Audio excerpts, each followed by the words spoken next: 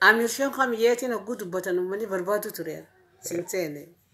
Amir Shon hogguu jaan nama akkamii maali wanni sani yeetiin barbaadaa ture. Amir Shon jaanii amma nama iyyuu si jaalata. Namuu akka deeggaru nama iyyuu akka bira dhaabbatu.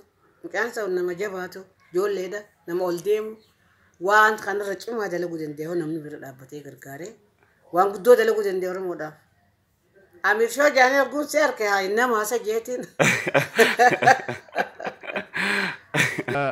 Mucaa Amir Shoni beeytaniimi qophii afran qalloo tana dirree dhawaarraa Finfinnee irraa eegalee ilaa hanqa dirree dhawaa gabbuu nutti ammallee harar dhaqanitti illee mucaan kun jala deebee moobaayila isaatiin waraabee nu dabarsu jira.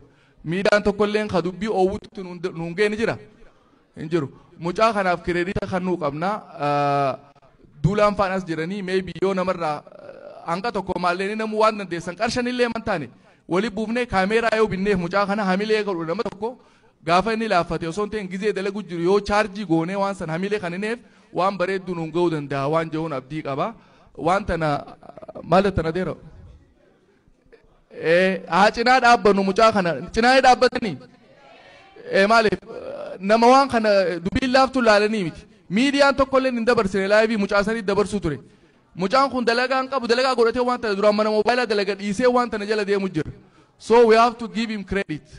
Nuti warri as jiru kuni waa hedduudha isaaf dabarsuu qabnaa waan at least kaameeraa habinnuufiin ja'a. Maakirafoona dabarsinaa jettaan immoo dabarsu dubbii fardi ittiin jira maaliif har'a guyyaa afran qallootii mire afran qalloo irraa haasa'u jirra maqaa isaanii himnee kunooti adeeroo miika qabee miika gurra ja'a keessa deema adeeroo dubbii Amir Shon gadi dhiisu maakirafoona hanqa isa gargaaranii yaa Amir Shon gargaaramuu qabu mucaan kun hedduu gumaata guddaa eenyuu keenya caalaa afran qalloo akka ijaan agarru har'a isaan nu godhe qophii biyyatti eessan jechuu soo kun ammaan tana keessa jiranii.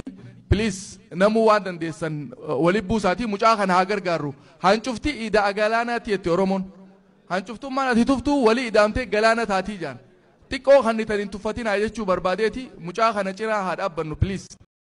Obboleessa jechuun yoom dhaloota qofaa obboleessa jechuun yoom dhaloota qofaa obboleessa jechuun biyyaa cufaa. Obboleetti jechuun biyyaa cufaa.